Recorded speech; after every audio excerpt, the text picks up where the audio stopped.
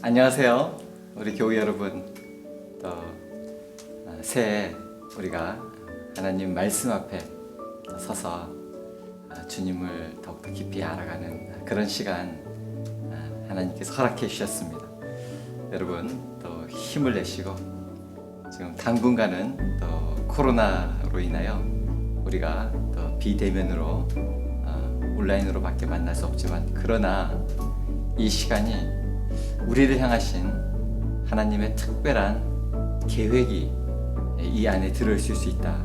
우린 이런 믿음을 가지고 또 믿음으로 나아가기를 원합니다. 우리가 새해 우리 12 stones 12단계 말씀 양육 과정이 시작됩니다. 어떻게 보면 우리가 작년에 상반기 하반기 두 차례에 걸쳐서 90일간 집중적으로 성경 통독하지 않았습니까? 우리가 그것이 바로 하나님을 믿는, 또 신앙하는, 또 우리의 몸부림이었고, 또 우리의 밭을 말씀으로 기경하는 그런 시간이었습니다. 그것은 그냥 한번 읽는 것도 의미가 있었지만, 우리가 이렇게 앞으로 4년에 걸쳐서 대장정에 하나님 말씀을 집중적으로 또 우리가 깊이 배우고 묵상하는 시간 갖는 밑거름이 되었습니다. 이제 오늘부터 우리 12주간에 걸쳐서 12 스팟, 우리 신앙의 핵심을 나누는 그런 시간 가지려고 합니다. 오늘 특별히 다 아시는 내용이라고 할지라도 우리 신앙의 고백을 근본을 확인하고, 또 복음 안에서 믿음을 확신하여서 다른 어떤 이단과 사슬에 미혹되지 아니하고, 또 나아가 이러한 고백을 하는 사람은 누구와도 우리가 함께 손을 잡고 하나님 나라를 이루어가는 동력자로 함께 할 수가 있습니다. 신앙에 대해서 제대로 배워보지 못한 분들, 특별히 앞으로 이 12분의 신앙 강좌를 통해서 믿음의 기초를 세울 수 있기를 바라고요. 또 예수님을 구주로 영접한 모든 분들은 믿음으로 이 복음의 기초를 잘 유지해 나갈 수 있기를 바랍니다. 미국에 가서 보니까 너무나도 도로, 다리가 아주 좋고 훌륭했습니다. 그런데 참 인상 깊었던 것은 끊임없이 보수공사를 하고 있었습니다. 멀리서 볼 때는 다리였고 길이었는데, 또 가까이서 보니까 끊임없이 보수하고 유지하는 것을 보았습니다. 이런 것을 보면서 우리 믿음이, 우리가 예수 그리스도로 말미암아 하나님의 자녀가 되는 놀라운 은혜를 입었는데, 혹시 우리가 타성해졌고, 또 어느샌가 우리가 관습, 전통이라고 하는 이름으로 혹시 신앙생활마저도 주님이 원하시는 대로가 아니라 나의 뜻, 나의 생각대로 하고 있었으면, 우리가 끊임없이 하나님 말씀에 비추어서 혹시 금간 곳은 없는지, 내 생각 주장하다가 하나님 뜻에서 이탈된 것은 없는지 끊임없이 확인하는 이런 시간이 반드시 필요하구나. 우리가 오늘도 하나님 앞에 예배 드렸습니다만, 우리가 예전보다 더 주님을 찾지 않으면 우리가 자연스럽게 주님과 거리가 생기고 멀어질 수밖에 없는 그런 지금 환경이지 않습니까? 이럴 때 정말 내가 믿는 신앙, 믿음이 무엇인지 다시 한번 확인하면서 나아가는 그런 시간 되기를 간절히 바라며, 앞으로 12번의 특별 신앙 강좌를 준비하였습니다. 우리 성도님들도 또 다시 한번 내가 그동안 믿어왔던 것, 그리고 내가 믿음이라고 여겼던 것이 무엇인지 다시 한번 점검해보고 확인해보고, 그래서 무엇보다도 살아있는 신앙, 살아계신 하나님 앞에 살아있는 믿음으로 반응하고 고백하며 위대하신 하나님의 뜻을 이루어가는 그런 정말 멋지고 복된 삶 살아갈 수 있기를 간절히 바라는 것입니다. 앞으로 이 12번의 신앙 강좌가 지금 코로나로 또 비대면의 시대이지만 이 집중 신앙 강좌는 또 여러분의 신앙을 또 업그레이드 할 수 있는 그런 귀한 시간 될 줄로 믿습니다. 이 12번의 신앙 강좌를 12 스팟이라고 이름을 붙였는데요. 영어에 보면 탑 스팟 하면 최고의 자리를 의미합니다.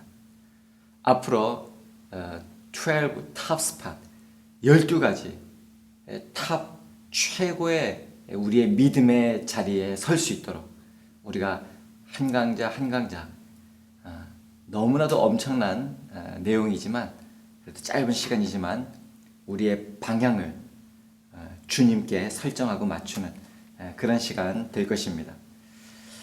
우리가 믿음이라고 할 때 무엇을 믿고 있는지 이것을 또 확인하고 또 그렇다면 우리가 배우고 또 지금까지 신앙한 그 믿음의 생활에 확신하여서 분명하게 믿음에 서고 또 이렇게 좋은, 이렇게 놀라운, 이렇게 기쁜 소식을 전하는 선한 영향력을 끼치는 빛과 소금 되는 주님이 당부하셨고 명령하셨고 원하시는 그런 삶을 살아가는 우리의 삶이 되기를 간절히 소망합니다. 오늘 그 첫 번째 시간인데요. 하나님은 누구이신가? 우리가 이것을 신학적으로는 신론이라 이렇게 이야기를 하는데 우리가 하나님을 믿는다라고 할 때 그러면 하나님은 어떤 분인가? 오늘 우리 주일 설교 말씀을 통해서도 우리 아빠, 아버지 우리 말씀 들었지 않습니까?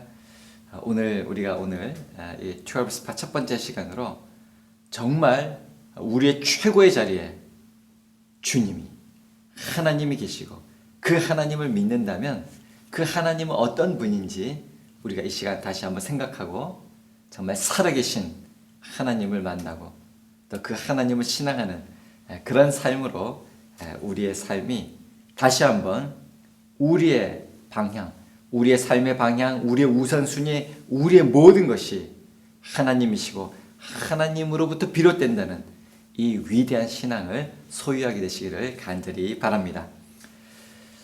이 신앙의 뿌리라고 하는 이 실론은요, 특별히 인간의 3대 논증이라고 하는 에토스, 로고스, 파토스 이것을 확인하면서 또한 그런 논리적이고 또 우리의 지정의 이런 감정과 이성과 또 우리가 인식할 수 있는 모든 감각을 뛰어난 우리의 지각과 능력을 벗어나 있는 그런 영역, 그런 세계가 있다라고 하는 것을 우리가 한번 생각해 볼 필요가 있습니다.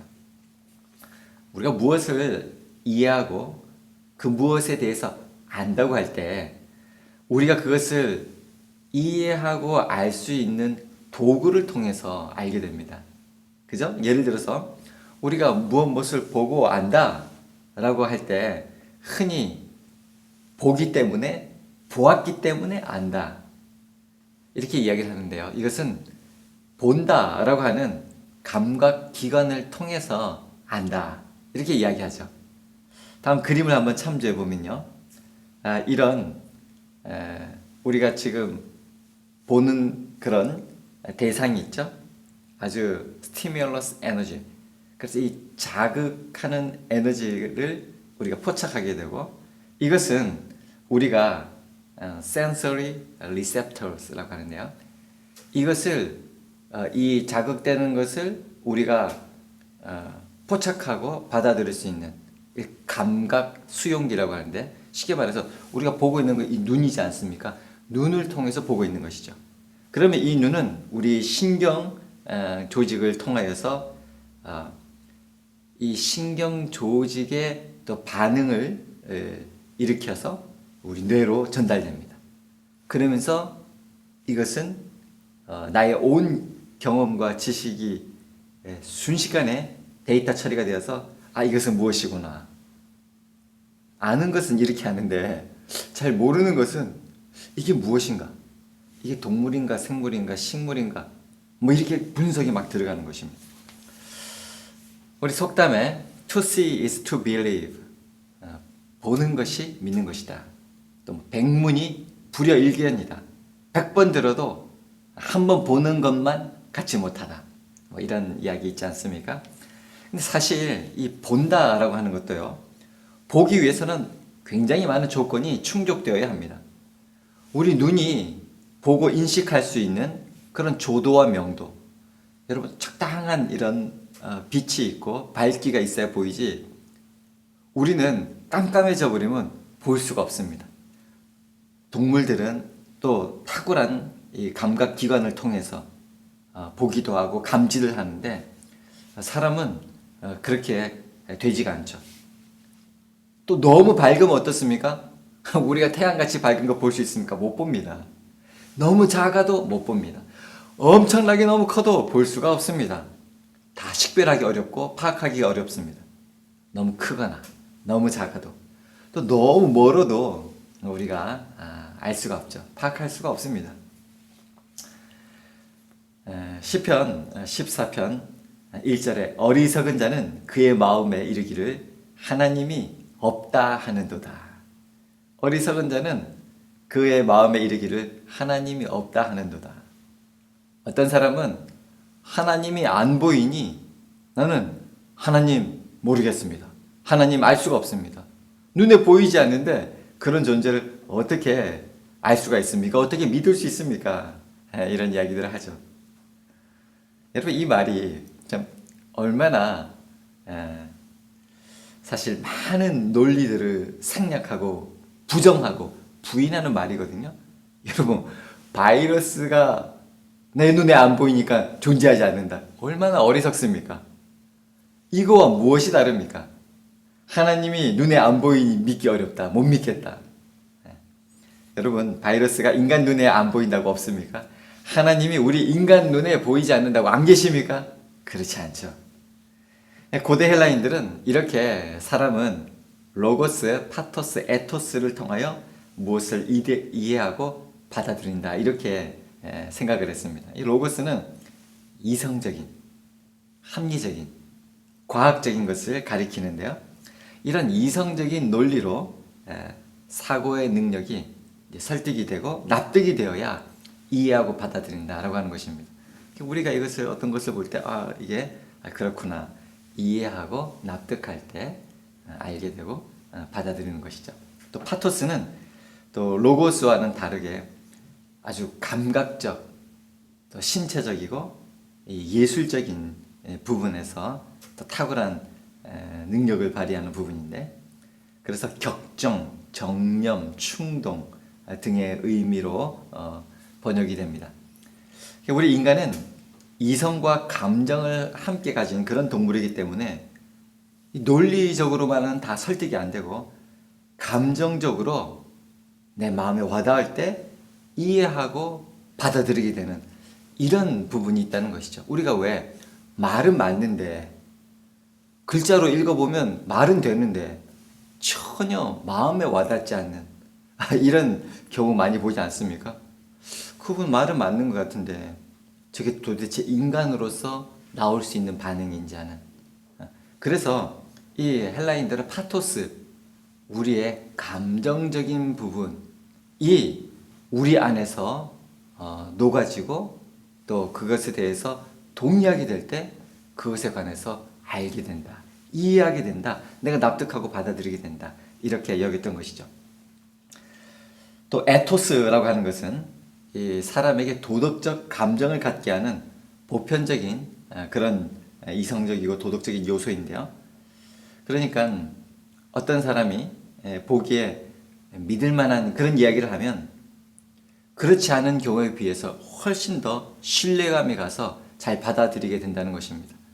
여러분 나쁜 사기꾼이 무엇에 가서 무슨 이런 이야기를 할 때 여러분 그런 말이 신뢰가 잘 가지 않잖아요. 근데 정말 정직하고 바르고 도덕적이고 윤리적인 그런 삶을 살았던 사람이 하는 이야기는 그 말 자체뿐만이 아니라 그러한 삶의 모습이 있었기 때문에 아 그렇구나 라고 공감하게 되고 동의하게 되는 거죠. 그래서 이렇게 헬라인들은 로고스, 이성적이고 합리적인, 파토스, 감정적이고 열정적인, 이 파토스는 정말 대단한 힘을 불러일으키죠. 똑같은 말인, 똑같은 말, 똑같은 행동이라도 열정을 가지고 있는 사람, 그런 사람과 그저 뭐 이건 내가 하는 거니까 이렇게 하는 사람하고는 완전히 다릅니다. 말을 할 때도 물론 뭐 목소리를 크게 하고 뭐 좀 톤을 작게 하고 이런 차원을 넘어서서 작게 하더라도 확신을 가지고 열정을 가지고 이렇게 하는 이야기와 목소리 크게 한다고 하는 아무런 열정 없이 소리만 높이는 것과는 완전히 다른 것을 우리가 알고 있지 않습니까? 거기다가 에토스, 윤리적인 이런 고귀한 모습들은 우리로 하여금 그것을 이해하고 또 받아들이고 하는데 아주 중요한 요소들이다. 그래서 단지 무슨 감각에 의한 보거나 듣거나 또 마음의 감정적으로만이 아니라 이 모든 것을 통합하여서 통전적으로 우리가 이해하고 받아들이게 됩니다. 대단하죠. 고대 헬라인들은 벌써 이렇게 생각하고 사물을 받아들이고 또 그들은 그렇게 세상과 또 인생을 반추했던 것입니다.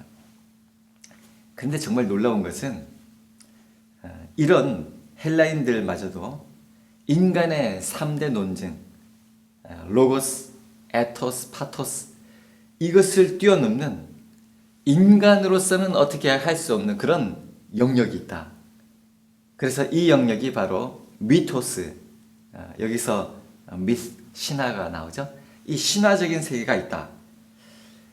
이 인간의 로고스 합리적이고 이성적이고 파토스 열정적이고 감정적으로 감동되고 그리고 에토스 윤리적이고 신뢰할 수 있는 이런 게 인간의 삶이지만 이것 가지고도 다 해명할 수 없고 풀 수 없는 그런 영역이 세상에는 있는데 그게 바로 미토스, 신화적인 그런 영역이 있다. 신적인 영역이 있다는 것입니다. 이것을 인정했다는 게 정말 놀랍죠. 사실 그런데 인간의 한계를 뭐 소크라테스가 너 자신을 알라라고 했듯이 인간의 한계를 깨달았다는 것에 대해서는 대단히 탁월한 면이 있었지만 이들이 이 미토스를 통하여서 이 사도 바울이 아테네에 가보니까 이름을 알지 못하는 신마저도 엄청나게 많은 신들을 섬기고 있는 것을 보면서 이 헬라인들의 또 한계는 유일하신 하나님을 알지 못하고 그래서 온갖 잡신 가운데 섬기고 그 세계에 빠져있던 모습을 또 확인하게 됩니다. 오늘 우리가 함께 나누는 이 말씀, 특별히 시편 14편 1절에는 인생의 뿌리가 잘못된 사람은 그의 마음에 하나님이 없다 이렇게 생각한다는 것입니다. 이렇게 여긴다는 것입니다. 하나님이 없다라고 하는 순간 자기 마음대로 자기 생각대로 자기 뜻대로 살아가지만 인간은 결국 나이가 들고 또 병들고 늙고 죽게 됩니다. 이런 한계를 인간으로서는 극복할 수가 없죠. 그래서 하나님이 안 계신다, 하나님이 없다, 하나님을 부인하고 부정하는 순간 인간은 자기 마음대로 살게 되는 것입니다. 하나님 없는 사람은 그래서 철저하게 자기 중심이 되고 그래서 자기 중심, 인간 중심이기 때문에 인본주의 사상이 하나님의 자리, 탑스팟, 바로 최고의 자리에 하나님이 계시하는데 거기에 인간이 들어서게 되는 것입니다. 그래서 하나님 없는 사람은 괄호하고 자기 중심. 저 보지 말고 지금은 쓰세요. 그리고 인본주의 사상이 하나님 위치를 대신하게 된다.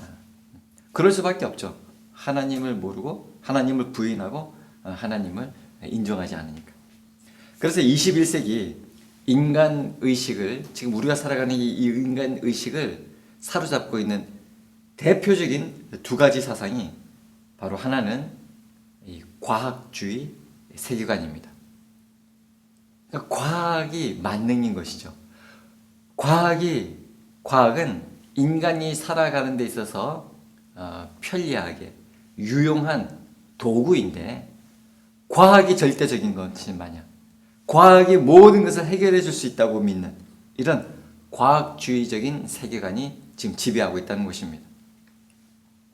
두 번째는 실존주의 철학, 자기중심, 인본주의인데, 실존주의가 물론 키에르케고르처럼 신 앞에 선 단독자로서 인간의 인생의 한계를 고백하고 하나님 앞에 홀로 서서 하나님을 만나는 이런 유신론적 실존주의라고 불리는 이런 세계관은 우리에게 유용한 깨달음을 줍니다. 그런데 지금 이 실존주의 철학으로 말미암아 나타난 결과는, 그래서 인간이 무엇이란 말인가? 이렇게 아프고 상처를 잘 받고 고통이 많고 이 고해와 같은 세상에서 살아가는 것이 너무나도 힘든 이러한 삶, 결국은 허무주의에 빠지게 된다는 것입니다. 그렇지 않으면 반대로 또 이것을 반작용으로, 자기 방어로 허무주의에 빠지지 않기 위해서 이 세상은 멋진 세상이야 뭐 그러면서 더욱더 자기 만족을 구하는 것이죠. 지금은 말은 행복이라고 하는데 철저하게 육신의 쾌락을 탐하는 쾌락주의에 빠지게 됩니다. 이런 인간과 세계의 위기가 바로 지금 21세기를 덮고 있는 허무주의와 쾌락주의인 것입니다. 하나님을 믿지 않으면 허무주의와 쾌락주의 사이에서 방황하게 됩니다. 그래서 지금은 물질이 있으면 쾌락주의고 물질이 없으면 허무주의에 빠지게 되죠. 하나님을 믿는 사람, 살아계신 하나님이 우리의 모든 복의 원천이시고 모든 물질도 하나님께서부터 나온다 라고 믿는다면, 뭐 지금 조금 덜 가지고 있다고, 없다고, 또 좀 더 가졌다고, 많이 가졌다고 우쭐대거나 교만할 필요도 없고, 또 우리가 너무 위축될 필요도 없는데, 하나님께서 참새와 그 연약한 미물도 돌보시는데 하물며 하나님의 자녀 너일까 보냐. 하나님이 지키고 돌보신다고 하는, 하나님이 살아계신다고 하는 궁극적인 믿음이 없기 때문에 이 물질의 유무에 따라서 조금 이렇게 있으면 막 목에 힘이 들어가고 그러다가 결국은 쾌락을 탐하는, 뭐 그래봤자 뭐 육신의 만족밖에 더 있습니까? 조금 비싼 음식, 뭐 맛있는 음식 뭐 먹는 것이고, 또 그 열정을 주체하지 못해가지고 엄한 데서 에너지를 쓰는 것이고. 그런데 그렇게 쾌락을 탐할 때는 어떻게 됩니까?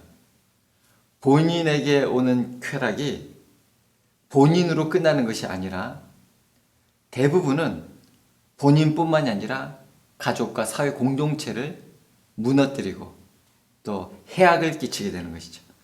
허무주의도 마찬가지인데요. 우울하게 되고 허무하게 되고 결국 이렇게 살다가 죽는 것, 뭐 이러면서 허무주의에 빠지는 것이 지금 21세기 이 세계를 하나님이 없다라고 했을 때 지배받게 되는 무서운 사상들인 것입니다. 그래서 우리는 하나님이 계심을, 하나님이 있다는 것을 깨달아야 되고 그 하나님을 만나야 되고요. 그 하나님을 신뢰하는 그런 삶이 이 모든 쾌락주의도 허무주의도 극복하고 참된 행복, 참된 만족을 누리는 그런 복된 삶을 살게 되는 것입니다. 하나님을 알기 위해 우리는 생명력 있는 교리를 세워야 합니다. 무슨 말입니까?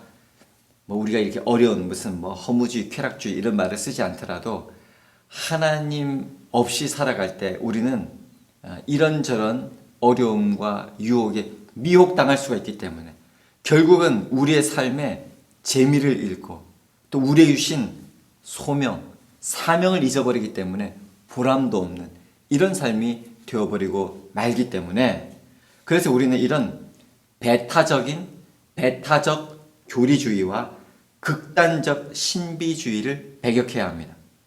자, 그 별표 보이시죠? 무슨 괄호하고 교리주의라고요?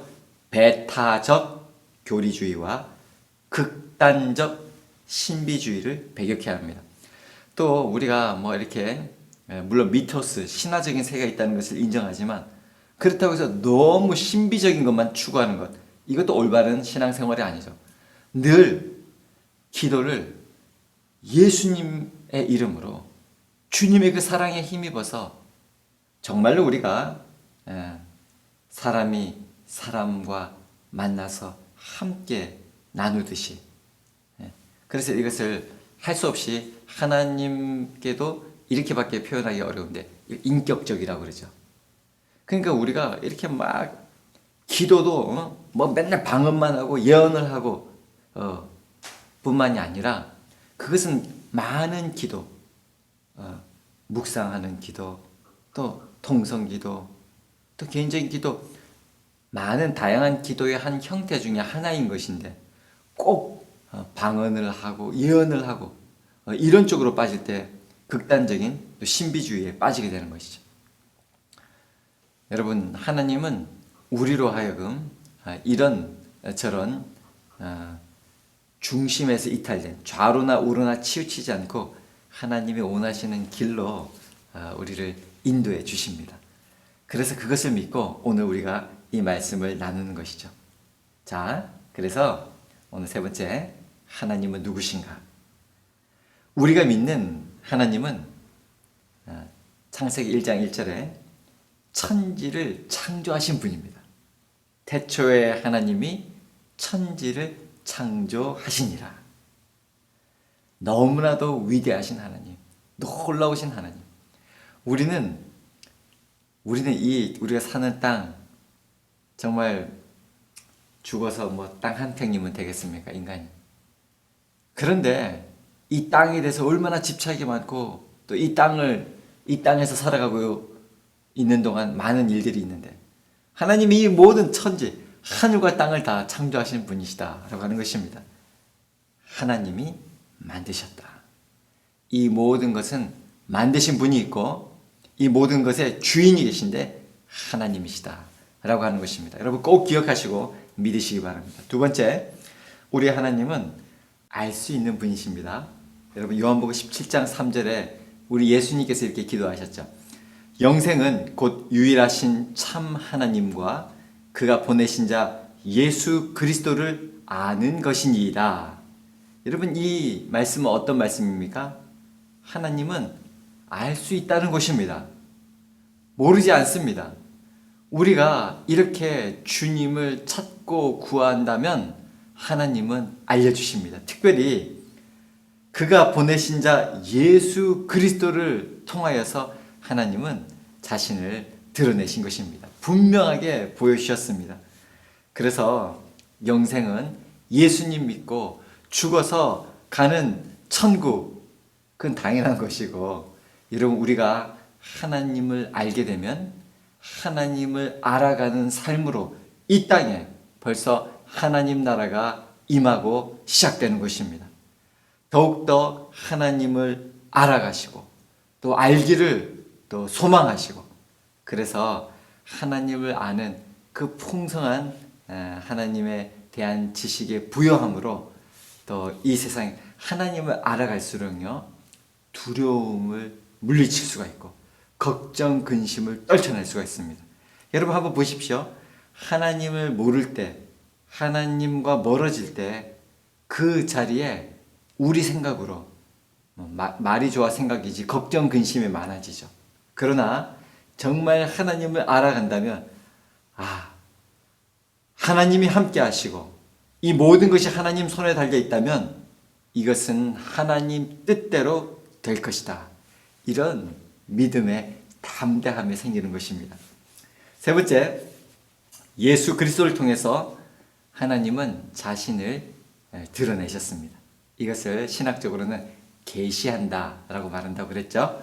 히브리서 1장 1절에서 2절입니다.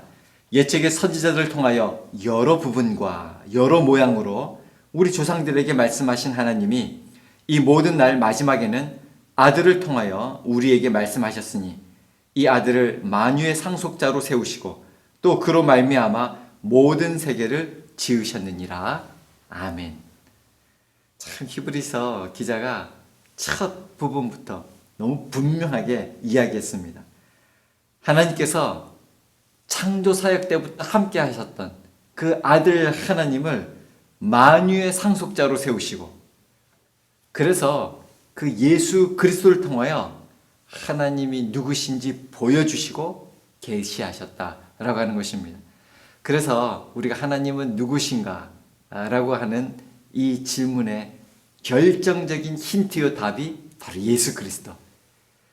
예수님이 이 땅에 오신 그 사건이 바로 하나님이 어떤 분이신지 알려주시는 것이고, 예수님이 이 땅에서 행하셨던 그 공생의 모든 삶, 그분의 말과 그분의 행함이, 그분의 순종이 바로 하나님이 어떤 분이신지를 보여주시는 것입니다.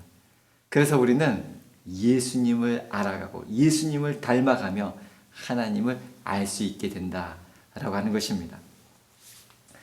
여러분, 우리는 사도신경으로 우리의 믿음을 고백하고 있는데요.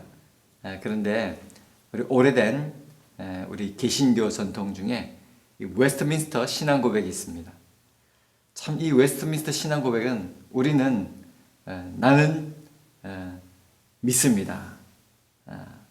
천지를 창조하신 하나님, 나는 전능하사 천지를 만드신 하나님 아버지를 내가 믿사오며, 우리 간단하게 하나님에 대해서 믿음을 고백하고 있는데, 이것은 우리가 공예배 시간에 하나님에 대한 또 우리 신앙을 고백하기 위해서 압축해서 그렇게 하는 것이고, 이 웨스트민스터 신앙 고백에는 하나님이 어떤 분이신지 좀 자세히 설명이 되어 있는데, 참 하나님이 어떤 분이신지 잘 알려주고 있고, 또 하나님이 어떤 분이신지 고백할수록 하나님을 잘 알려주는, 확인시켜주는 그런 신앙 고백입니다.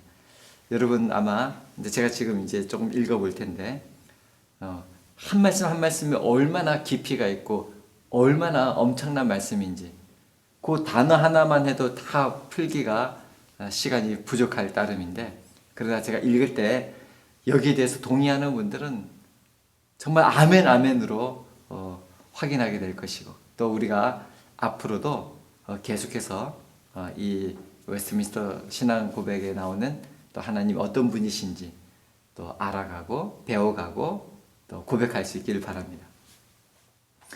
오직 한 분, 살아계시고 참된 하나님이 계시는데, 그는 무한한 존재이고 가장 순전한 영이시며 보이지 않으시며 육체가 없으시고 총체적이시고 열정이고 불변하며 광대하시고요, 영원하고 무한하시며 전능하시며 가장 지혜로우시며 가장 거룩하시며 가장 자유로우시며 가장 절대적이시며 그 자신의 영광을 위하여 그 자신의 불변하고 가장 의로우신 뜻의 모사를 따라 모든 것을 하시는 분이시며 가장 사랑하시며 은혜로우시며 자비로우시며 오래 참으시며 양선과 진리가 풍성하시며 죄악을 용서하시며 하나님을 부지런히 찾는 자에게 상 주시는 분이시다. 그의 심판은 정의롭고 두려움 모든 죄를 미워하고 죄과를 깨끗게 하시는 분이시다. 이렇게 우리에게 알려주고 있습니다. 여러분, 참 너무 하나님이 어떤 분이신지 자세히 또 분명히 알려주고 있죠. 우리가 이 웨스트민스터 신앙 고백에 나오는 또 이 고백에 하나님을 또 보면서 배우면서 더 깊이 하나님을 알아가게 되기를 바랍니다. 여러분, 여호와를 아는 것이 나의 힘이라. 하나님을 알아갈수록 우리에게 힘과 기쁨과 또 능력이 넘쳐나게 되는 것입니다.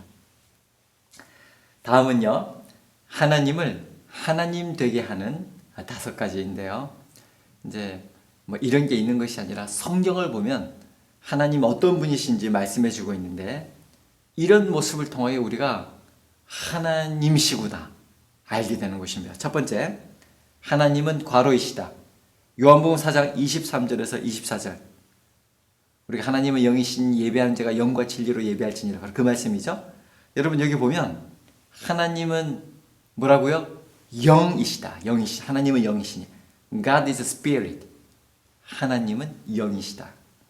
그래서 우리가 육신을 입고 있으면 병들고 아프고 상처받고 결국은 늙어서 죽게 되어서, 그래서 흙으로 돌아가지만, 그래서 우리는 이 시공간 그 자리에서밖에 머물 수가 없지만 하나님은 영이시기 때문에 온 세계에서 하나님께 예배를 드려도 하나님은 동시다발적으로 그곳에 임재하시고 그 예배를 받으시고 그 현장에 함께 하시는 것입니다. 하나님은 영이시기 때문에 가능하시다는 거죠. 두 번째, 하나님은 하나님 되게 하는 것. 두 번째, 하나님은 과로하시다. 이사야 40장 25절에 의하면 God is unique. 하나님은 유일하시다. 우리 하나님은 유일하신 하나님이시다 라고 하는 것입니다. 유일하신 분이십니다. 이런 하나님이 없으십니다. 세 번째, 하나님은 영원한 과로이시다.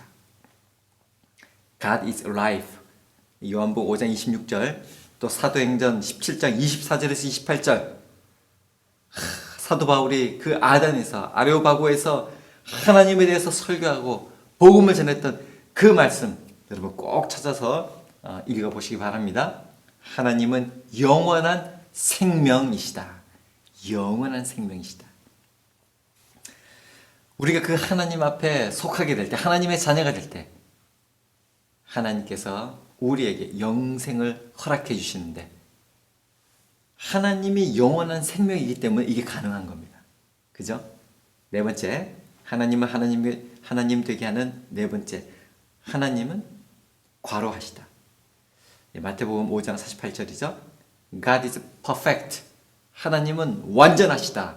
완벽하시다. 라고 하는 것입니다.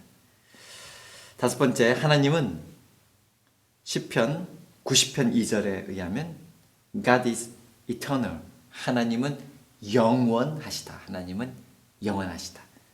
그래서 이런 하나님이 하나님 되게 하는 이런 모습을 통해서 하나님은 거룩하시고 무한하시고 불변하시고 편재 어디서든지 계시고 전지전능하시고 절대 주권을 행사하시는 절대적인 분이시라는 것을 또 우리가 성경을 통해서 배우게 됩니다. 알게 되는 것이죠.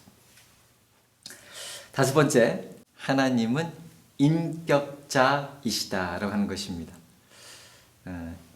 이것은 이렇게 밖에 표현하기가 어려워서 우리가 이렇게 이야기하는데, 하나님은 인생이 아니시기 때문에 인격자가 아니죠. 하나님은 신격자, 뭐 이렇게 말할까요? 뭐 그럴 수 있을 텐데, 근데 우리가 하나님에 대해서 표현할 때 우리 인간이 가지고 있는 것으로밖에 표현할 수가 없어서 이렇게 이야기하는데, 이 의미는 바로 이런 것입니다. 첫 번째, 지정의를 갖고 우리와 뭐 하시며? 소통하시며 언약을 맺는 분이라고 하는 것입니다.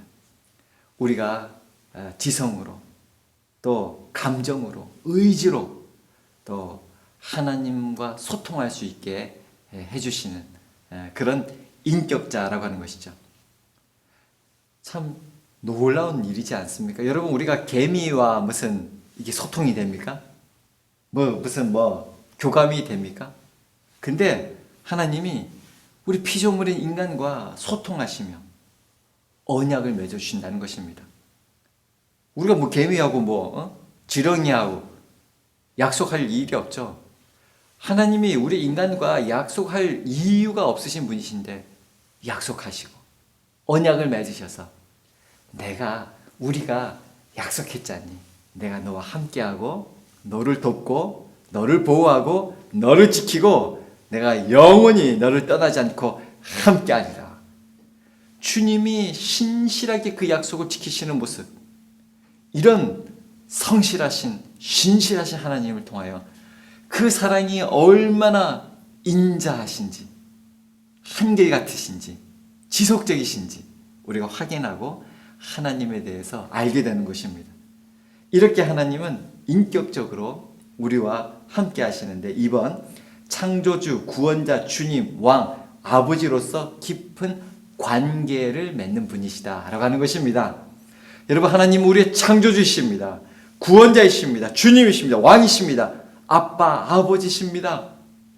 그러니 우리는 왕이신 하나님을 섬기니 우리는 왕의 백성인 것입니다. 그 왕의 주권이 행사하는, 왕의 능력으로 보호하고 다스림을 받는 하나님 나라, 하나님의 백성인 것입니다. 하나님 우리 아빠가 되시기 때문에 자녀된 우리를 사랑해 주시고 보호해 주시는 것입니다. 바로 이렇게 하나님은 우리와 관계를 맺으시고 관계를 가지시며 우리와 함께 해주시는 분이 바로 하나님이십니다. 이렇게 하나님이 인격적으로 우리를 대해 주신다는 사실이 너무나도 놀랍고 감사에 따르는 것입니다. 그리고 세 번째, 소통과 관계의 대표인데요. 특별히 우리가 믿음의 조상 아브라함을 보면 이 아브라함과의 언약을 통해서 알 수가 있습니다. 첫 번째, 개인적으로 아브라함이 받은 이 복의 근원이 되는 복이 될지라라고 했을 때 그 아들 백세 이삭을 하나님께서 주시는데, 개인적으로는 이 아들을 받는 것이지만 이 믿음의 조상 아브라함이 이제 이삭을 비롯해서 정말 하늘의 별과 같이 바다의 모래와 같이 그렇게 수많은 셀 수 없는 믿음의 자손들을 하나님께서 주신다라고 하는 것입니다. 그리고 민족적으로는요, 이제 아브라함이 본토 친척 아비 집을 떠나 이 하란에서 저 아바벨론에서 가나안까지 그 반달형 크로아상 그 지역을 비옥한 가나안 땅으로 이제 하나님의 명을 받아서 가지 않습니까?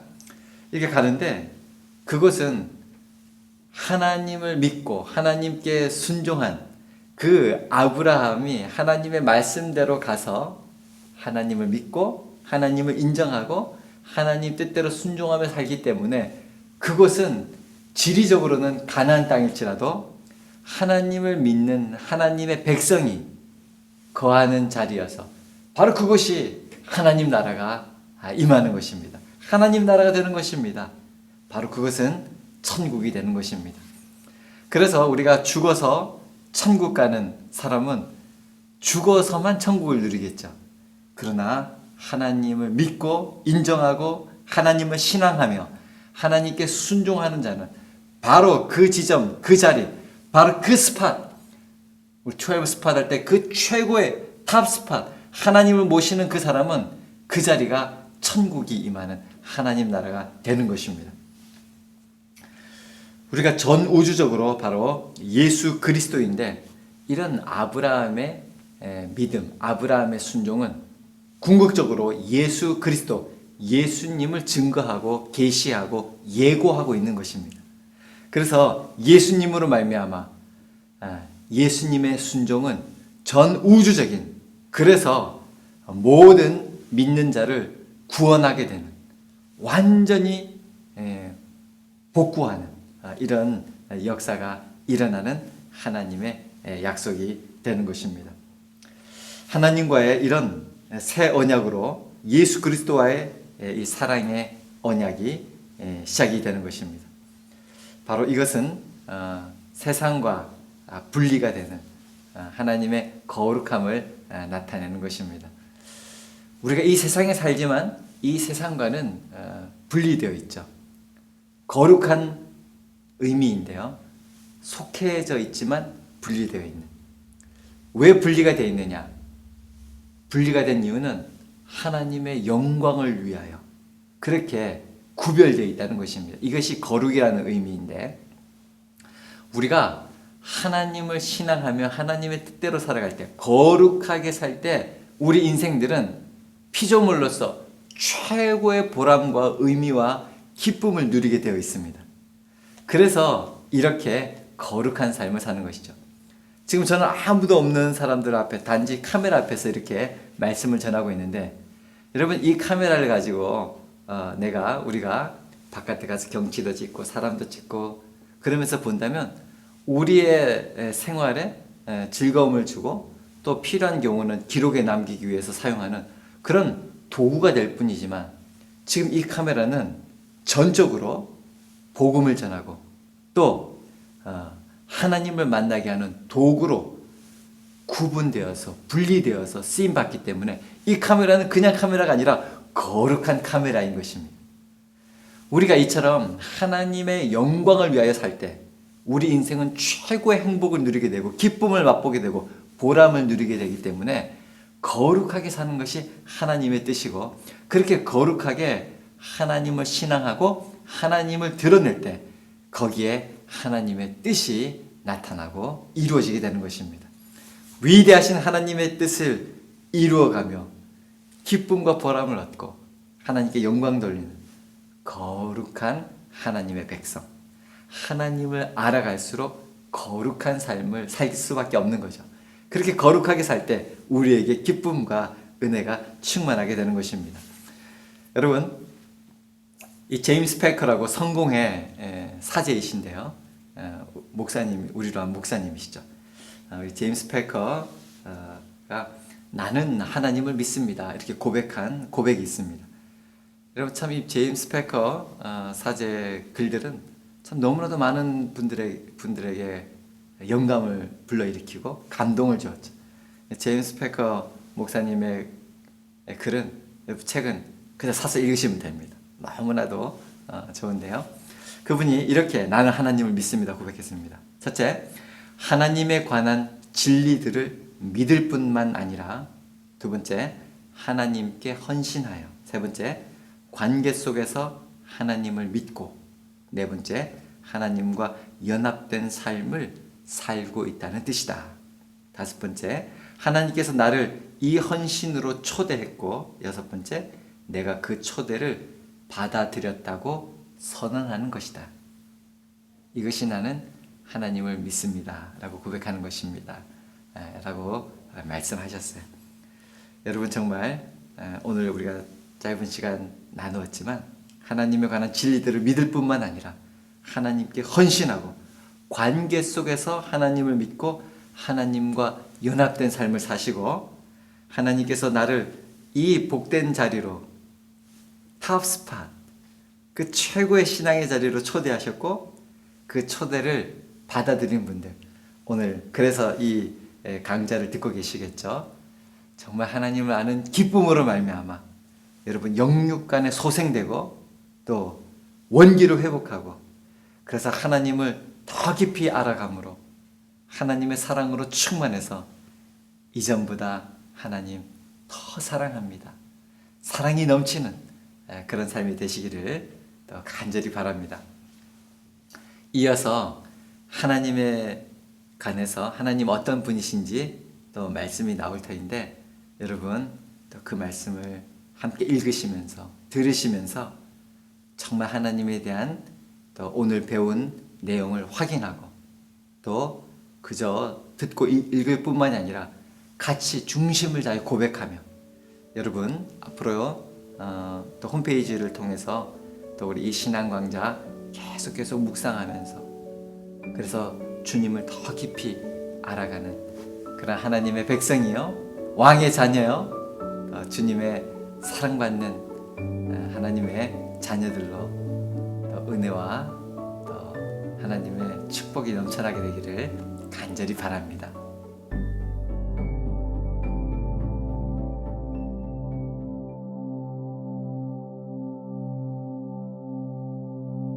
하나님은 영이십니다. 우리 인간은 하나님을 볼 수 없습니다. 왜냐하면 하나님은 육체가 아니라 영이시기 때문입니다. 그래서 요한복음 4장 24절에 하나님은 영이시니라고 말합니다. 많은 사람이 하나님이 보이지 않는다고 믿지 않는 것은 참으로 어리석은 일입니다. 세상에는 보이지 않아도 존재하는 것이 많이 있습니다. 인간의 정신 혹은 마음이 보이지는 않지만 있는 것은 누구나 인정하는 사실입니다. 우리 인간도 육체와 영혼으로 구성되어 있는데 육체는 보이지만 영혼은 보이지 않습니다. 하나님은 영이십니다. 따라서 우리가 육신의 눈으로는 그분을 볼 수 없지만 우리의 영은 그분을 인식할 수 있습니다. 하나님은 거룩하십니다. 거룩하신 분은 하나님 한 분밖에 없습니다. 세상에는 거룩한 것이 하나도 없습니다. 거룩이라는 말은 죄와 구별된 정결하고 깨끗한 상태를 말합니다. 그래서 요한일서 1장 5절에는 하나님은 빛이시라 그에게는 어두움이 조금도 없으시니라고 말씀하고 있습니다. 하나님은 죄가 없으심으로 우리의 구원자가 될 수 있습니다. 오직 하나님만 거룩하십니다. 그러므로 하나님만이 우리의 믿음의 대상이 됩니다. 하나님은 어디에나 계십니다. 인간은 육체를 입고 있어서 한 곳에 제한적으로 존재할 수밖에 없지만 하나님은 영이시며 전능하시기 때문에 동시에 세상 어느 곳에나 계실 수 있습니다. 그래서 세상 모든 사람들의 예배를 일일이 받으실 수 있으며 모든 사람의 기도와 찬양과 섬김을 받으실 수 있고 모든 사람에게 은혜를 베푸실 수 있는 것입니다. 예레미야 23장 24절에 나는 천지에 충만하지 아니하냐고 말씀하십니다. 우리가 어느 곳에 있을지라도 하나님은 거기에 계십니다. 하나님은 모든 것을 아십니다. 하나님은 모르는 것이 없으십니다. 과거에 일어난 일을 아시고 현재 일어나고 있는 일이나 장차 일어날 모든 일에 대해 아십니다. 하나님은 우리가 알 수 없는 것도 아십니다. 별들의 숫자를 아시고 모든 인류의 이름도 기억하시며 심지어 우리의 머리카락의 수요까지도 헤아리신다고 성경 말씀으로 표현되고 있습니다. 뿐만 아니라 우리의 마음까지도 아십니다.